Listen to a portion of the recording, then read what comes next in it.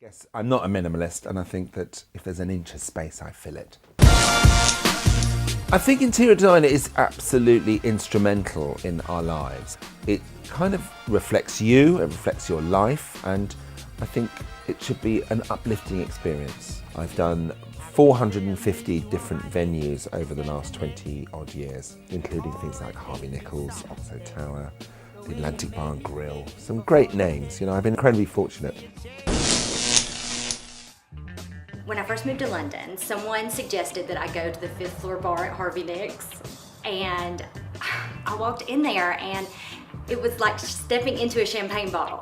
I absolutely fell in love with this space. A perfect client is someone who respects what you do and lets you have pretty much free reign. Maybe a lovely sculpture would be really nice, like a sort of a modernist bull or something like that. Or a buffalo, a giant buffalo.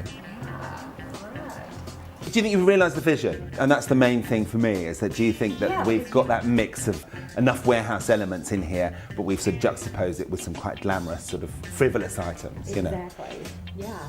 As soon as he walked in, he just had this vision. And I fell in love at that moment. You know, these are people's private environments, and you know, they want you to be as enthusiastic. If you're painting a wall a colour as you do when you're doing like sort of a £1 million nightclub, I can't see the difference personally. I think I create fantasy worlds in everything I do, and the idea is when you walk through the door, whether it be your home or a nightclub or a pub, is that you enter a different world. And I think we do the same coming up here. So we've got parrot, and I think the parrot wallpaper is going to sort of die about here, isn't it? And then we'll wrap underneath maybe Parrots will die about here. Yeah, Kill the parrot here. Kill the parrots here. And then I think maybe we could have that striped wallpaper that you've got there. We create, you know. And I'm just one part of that. But I do understand what you need to do. One big part. One big part, yeah. One big cuddly part. Yeah, leave my big part out of this.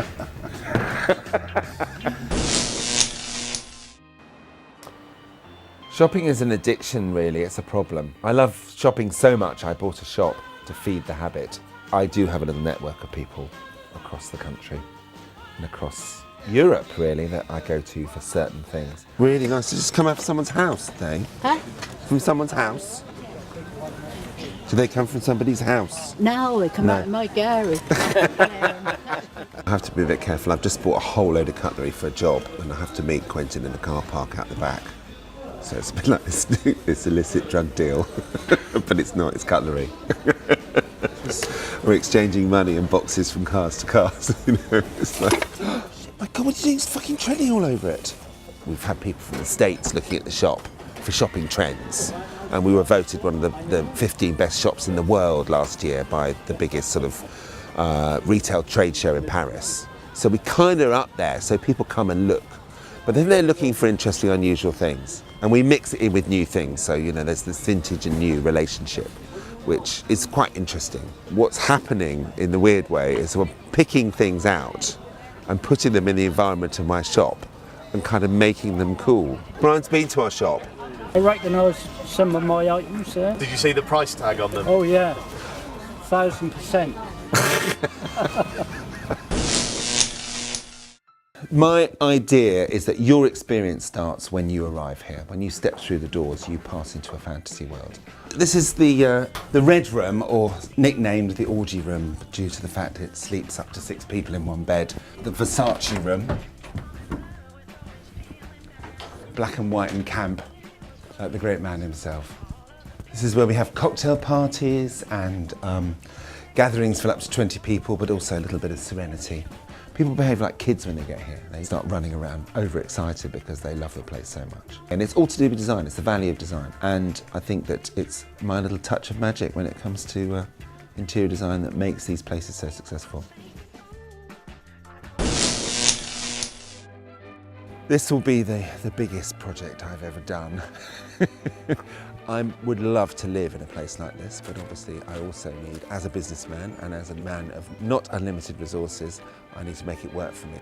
I think the difference with the Rainthorpe project is the fact that previously I've always spent other people's money. This is really all my money, and it's scary, you know. I think one of the problems being, in this case, I'll be a designer and client, and there's no one to say no to me.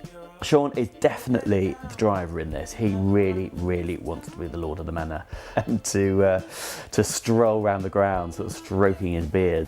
The woodland starts over there, but I think we do our sort of, our little maybe yurt village here. This is the site of where I think we'll have the festivals. If you can imagine, the stage is going to be here, and I think you'd easily get 1,000 people there with camping on the field behind. I'm slightly concerned that it could be a runaway train. It's Grade 1 listed, so it's almost at a monument status. My customers or my client base demand hot power showers at the push of a button. They're urban people, and when they come out of London to the countryside, they expect it to be like a London hotel. I'm lost again. Which is the one that was there to have the maids' quarters? So shall we go through to the buggery room? The reason it's called the buggery room is because there's a rather fantastic frieze that's on the above the fireplace here, depicting two men having some sort of intimacy. And obviously, as you see, the last panel is the ultimate punishment, is to be taken away to hell by a winged beast. I think houses like this were meant to be the centre of the community. They were meant to be alive, not mothballed and not museumed. I think they need to be living environments for people to enjoy. I see myself as being sort of the rock and roll National Trust. Eclectic, colourful, vibrant in everything I do, and the idea is when you walk through the door, whether it be your home or a nightclub, is that you enter a different world, a world that's away from your humdrum and reality.